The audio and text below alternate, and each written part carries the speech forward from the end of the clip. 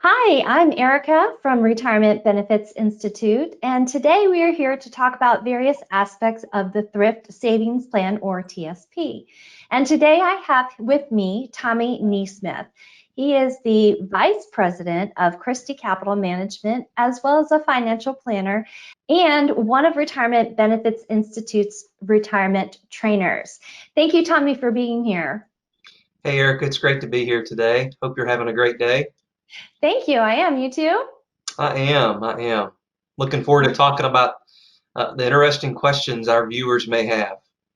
Yes, and actually, Tommy, we did get some of these questions from some of the federal employees that we speak with every day. And a lot of these questions are targeted to either a new hire employee or somebody who's a little bit younger and just starting with the TSP. So let's get started. I have, what is TSP and why should I participate when I can barely make the rent? Oh wow, that's a great question. So to kind of start from the beginning, what is TSP? It stands for Thrift Savings Plan. So it is your 401k as a federal employee. You have access to that day one starting out. In fact, when you're hired as a FERS employee, you will automatically be contributing 3% to that plan. They sign you up for that at disorientation whenever you go to work and start filling out all the paperwork. But it is your 401k plan. The question that I get oftentimes is similar to what you asked was, how can I contribute to this when things are really kind of tight in my budget? And you've really got to go back in time and peel the onion back on that question and think, how can you not contribute? Because as a federal employee, when we start talking about retirement, you basically have a three-legged retirement stool. So think about the bar stool in your kitchen that you have. That three-legged retirement stool consists of three things. One would be your FERS pension, and you're paying money into that every pay period. FERS is also paying into that as well. So that's the first leg. The second leg is going to be your Social Security. In every paycheck, you're putting money into Social Security, and at some point in the future, you're going to receive those funds. The third leg of that retirement stool would be your thrift savings plan. Those are investments. And as we talk about retirement, and that seems a long time away now for many of our listeners, but as we talk about retirement, we have to make sure that that three-legged stool is in balance. So placing funds into your thrift savings plan allows for that to happen over time. Why is it important to put money into it? Uh, if you want to have a balanced retirement plan or your balanced retirement stool, at some point in the future, you're probably going to need another leg to draw income from. And oftentimes that is your thrift savings plan. Thank you, Tommy. That is a great explanation of thrift savings plan and why it's so important to be investing in it now while you have the opportunity to grow that over your career. I do have a question. Traditionally, when we talk about TSP, it is traditional thrift savings plan. So it's your pre-tax investment into your federal 401k. Now, with Roth TSP, which is a fairly new option to traditional TSP, how about investing into Roth TSP when you're now paying with after-tax dollars? Yeah, another good question. One way I like to describe Roth, and it's a very simple way for me to understand it, is think about planting a garden, right? When you plant a garden, you take one seed, and when I plant a garden, sometimes I'll plant corn. So if I take one kernel of corn and I take that one kernel and I place it into the ground, I cover that one kernel of corn up, I water it, I fertilize it, the sun comes out, it grows, and that one kernel of corn grows into a stalk. On that stalk, I may have 6 or 7 ears of corn, and on each ear of corn, I'm going to have anywhere between 600 and 800 individual kernels. That's your harvest. So that one kernel going into the ground, we're going to call that your TSP contribution. And the harvest is going to be the earnings that you receive in your thrift savings plan. And we're going to call that your harvest. The question as it relates between Roth or traditional TSP is, would you rather pay taxes on the seed or the harvest?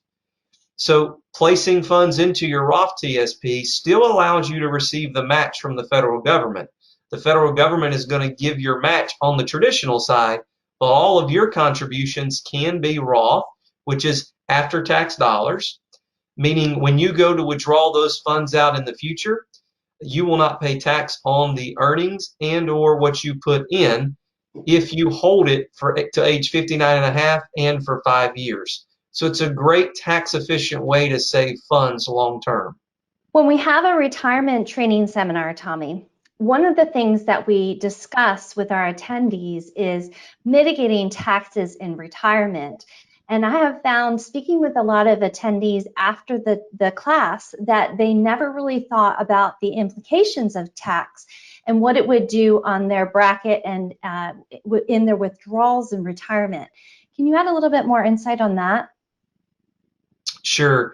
As a federal retiree, especially as a FERS retiree, we know you're going to receive a pension. Also, you're going to receive Social Security. So you'll have two income streams at least coming in. And oftentimes what we find with federal retirees is they may be at the top end of a tax bracket while they're working.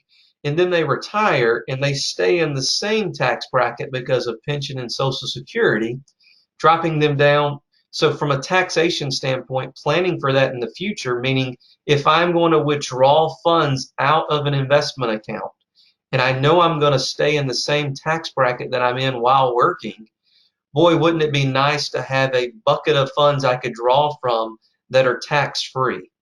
Also, from a Social Security standpoint, it does matter how much you earn from a Social Security taxation standpoint. So having that bucket of funds that we like to call Roth available to draw from can greatly minimize your taxes in the future. Another benefit to having Roth IRA or Roth TSP would be when you turn age 70 and a half, the partnership that you and I entered into with the Internal Revenue Service ends. And that partnership simply states this: you can save money as much as you want inside your TSP or your investment accounts and not pay taxes on it at all. And in fact, you can let it sit in those accounts and grow.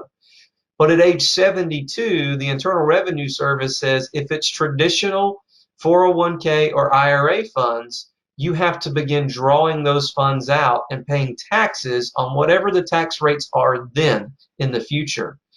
With Roth, you do not have to worry about the taxation of those funds.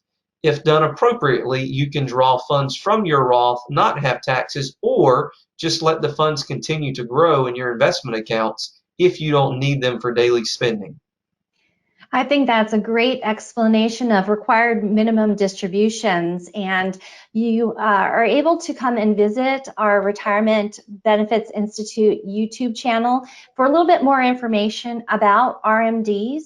I would like to take off from this particular discussion about RMDs and bring us back to the traditional TSP and the Roth TSP. In the past, there were certain, what I would say, maybe restrictions on how employees could access their funds. And you now have some changes with the TSP Modernization Act. So how can that help someone younger now plan for the future when they're ready to draw? Yeah, again, it comes down to the taxation issue. If you have a bucket of funds you can draw from tax-free in the future, it's very beneficial. And you really have to ask yourself the question, are taxes going to be higher or lower in the future? And, none of us have that answer that's guaranteed, but what we do see continuing to happen is our national debt going up. So as that national debt continues to increase, our burden to pay that back as a nation also increases. Mm-hmm. And so there are two ways the federal government can generate revenue.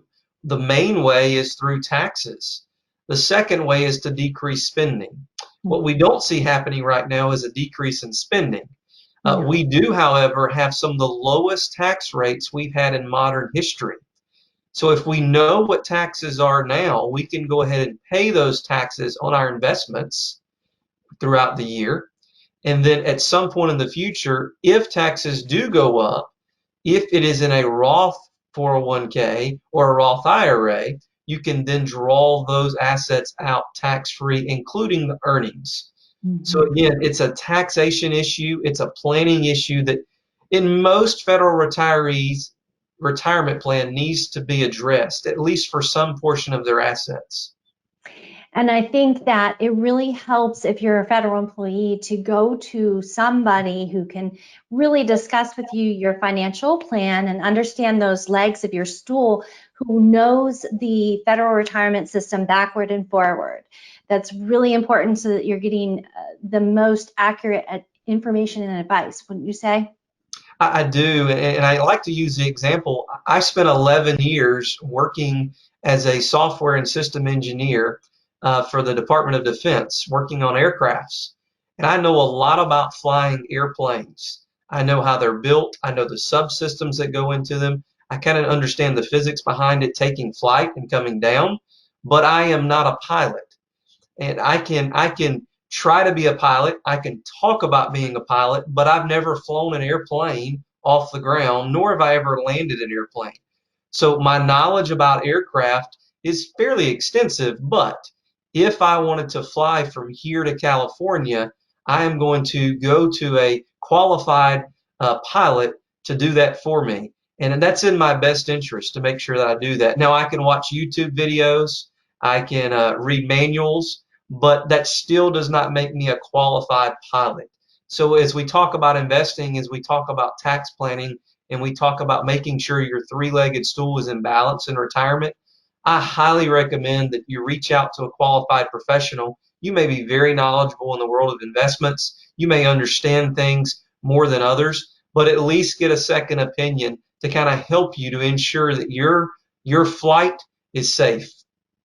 When would be the best time to do that? Is it earlier in your career, maybe mid-career, or closer to when you plan to retire?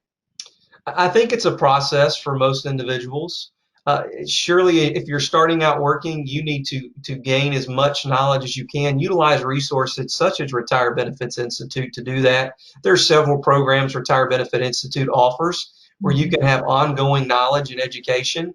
Then, as you approach mid-career, again, maybe it's now time to take a deep dive into the benefits. Maybe benefits for the federal government have changed somewhat since you came into the workforce, and making sure that you're on track, a checkup. Periodically, we go to the doctor to receive a checkup. So I think that mid-career is a good time. And then 3 years out from retirement is really when you need to start putting the pieces of that plan together. Because at that point, policies are in place, your long-term goals and strategies are more clear to you and your family. So sitting down, at least I highly recommend no later than 3 years out from retirement, and begin seeking that advice from someone who can help you. Thank you, Tommy. I think that's great information and great advice. And that's one of the best things about working here at Retirement Benefits Institute is offering all of these different ways to learn and educate yourself about your federal retirement benefits, because knowledge is definitely power. I'd like to ask you another question. So a federal employee has traditional and Roth TSP. What would be the difference between going into the private sector and having a traditional IRA versus a Roth IRA and or both? The main difference is going to be how much you can contribute and what your income is. So inside your TSP, you can make Roth contributions regardless of your income. You can place all of your TSP contributions into Roth, or you can place some into Roth and continue to have the traditional TSP. And there's no income limitations for that. Outside of TSP and a Roth IRA, there are some income limitations on how you can contribute to your Roth IRA, but making sure that you know those options and that you understand those is very important, because a lot of times you can take advantage and maximize both your Roth TSP and your Roth IRA. One of the big differences between the two is the diversification. Inside your thrift savings plan, you have access to 5 funds: the G fund, the F fund, the C fund, the S fund, and the I fund. And those 5 funds are great accumulation vehicles. But inside the Roth IRA world, you have access to thousands of different portfolios, individual stocks and bonds. So from a diversification standpoint, it may make sense for you to look outside of TSP if that plays in part with your plan. But there's a cost. They do have a cost. They do. Every investment has a cost. That's a known fact. In fact, inside TSP, there are fees that are charged by the federal government for them to hold your funds and to give you access to those 5 funds. Outside into the Roth IRA world, typically funds are greater, and a lot of times those funds are more because it comes along with services provided by a knowledgeable investment advisor. So, if you need more advice, if you need more guidance, that service has to be worth something to you, don't you think, Erica? I definitely agree. I do. I think that you do pay for what you get, but TSP does give a lot to federal employees as far as access and investment options and opportunities. I do have a question going back to you bringing up the different funds in the thrift savings plan, G, F, C, S, and I, and then of course the L funds. So Tommy, would it be best to get your advice about where to put your money from the guy at the water cooler? Not unless he's an investment advisor or she's an investment advisor. One of the things we tend to do as humans, and myself included, is we tend to follow the crowd, right? Mm-hmm. Um, and there's nothing wrong with talking to other individuals about their investment approach, but you really need to spend some time making sure that your investment approach is in line with your long-term strategy and plan for your family or for yourself individually. Mm-hmm. The person at the water cooler may have different long-term goals, and their investment strategy will reflect those goals. And if we're not careful, we'll have our investment strategies reflecting someone else's goals, and that could lead to us taking more risk than we need or not taking enough risk in order to get the return long term that you will need for your retirement. One thing I have found very interesting over the years working with Retirement Benefits Institute is L funds, and also knowing that your funds will continue to grow even when you retire. Obviously, you wouldn't be putting back into TSP once you retire, but those funds continue to grow. How does that affect where you might put your funds if you retire at, say, minimum retirement age of 57? Yeah, good question. And those life cycle funds, just for folks who may not know, but life cycle funds are based upon the year you think you're going to retire. And the higher the number, the more aggressive those funds, right? So if we take the life cycle fund 2050, it's fairly aggressive, very little GNF exposure. But if you take the L income fund, it's very conservative, made up primarily of GNF funds. So when you're going to retire matters. A benefit to the life cycle funds would be the rebalancing that takes place for you quarterly. And what I mean by that is if you're not using the life cycle fund, you're responsible for going in and rebalancing your funds however you have them allocated in the TSP. But the life cycle funds do that for you and really kind of takes the pressure off of you to make that determination. I do recommend, though, that you complete some type of risk tolerance survey or questionnaire to make sure that you're lined up in the appropriate funds, whether that be your traditional GCSF and I individual funds, or if you're using a life cycle fund.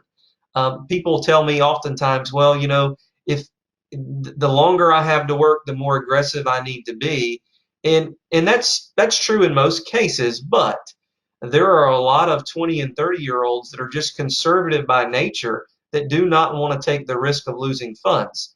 And if they followed suit to doing what traditionally people say do, be more aggressive the younger you are, they may not be invested based upon their individual risk tolerance. And that's very important. You need to make sure Definitely. that you're invested based upon your risk tolerance and not the person at the water coolers. Thank you. That's well said, Tommy. You do have to be able to sleep at night and also know that what you were basically saying is not to go with the flow. And investing is a long-term thing. It is not a quick investment is not quick and short, it's a long-term investment. I wanted to come back to what you were talking about, reallocating. I think that's really important to understand. So if you're not in the L fund where it does reallocate for you, if you, let's say, are 50% in C fund and 50% in F fund, and there's an increase or decrease, how does reallocation work? Well, if you're 50-50, 50% G fund or F fund, 50% C fund, and all of a sudden we have a great bull market and that C fund grows, let's say 15, 20% that year. Now all of a sudden your C fund bucket is much greater inside your portfolio than your conservative bucket, but you've told us and you told yourself that you're balanced and you want to have 50-50. Well, unless you go in and rebalance that account, you'll have more holdings in an aggressive fund and not in the conservative funds, which is where you need to be based upon your risk tolerance. And the Lifecycle Funds will do that for you in each of those funds. Thank you. I think that's very good to know too. And if I am a new hire in the government, or I'm just starting out really trying to understand TSP, how often do I need to reallocate? Well, that depends. There's no, the life cycle funds takes care of that for you, based upon the quarters that take place. But I would at least looking at it quarterly if you're not utilizing the life cycle funds. Remember, your thrift savings plan, your 401k, that is a future income stream. And right now, you receive your leave and earnings statement, and you probably look at it at least once a month, maybe even more. So if you're going to look at that current income stream on a regular basis, maybe you need to look at your future income stream at least on a monthly or quarterly basis. I have to say that right now, as Tommy and I are recording, we're in the midst of COVID-19. And there is a lot going on. So this does not necessarily maybe apply to a new hire at the moment, or at least somebody who hasn't put a lot into TSP, but maybe into an IRA, Roth, or traditional. I have spoken with so many people in the last couple of weeks about not even wanting to look at their TSP right now. And again, when I speak with them, I think it's very important to just look and just face it full on, because the only way you can grow or recover, wouldn't that be to know where you're at? It would be, and unfortunate times we are going through as a nation and individuals right now in our country with COVID-19. But from an investment standpoint, there are some positives that can come from this. That's good Number to know. one, you may have had the wrong risk tolerance diversification inside your portfolio, meaning you may have been overly aggressive. And now during this market correction, this would be a great time to kind of reevaluate what your risk tolerance level really is and make sure that you're invested appropriately. The second thing, and I think is a positive during this market downturn, is if you continue to contribute to your TSP during this time, you are buying investments 20 to 30% cheaper than what you could have 3 or 4 months ago. So continuing to do that during market downturns is highly advisable, and I think long term will pay off dividends for you. I think that's great information as well, Tommy. And I have to say, I have truly enjoyed having you here. I think that our listeners would have really learned a lot of information, very valuable information from you. I would like to just reiterate again that Retirement Benefits Institute is here, not just for pre-retirement, but for the long haul, for the new hire group, for the mid-career. We have so many different trainings available, online programs available. YouTube has plenty of videos as well. And we're always adding to that and staying current. So Tommy, thank you for your wonderful information. You obviously are an expert in this field, and I appreciate having you here today. Thank you, Erica.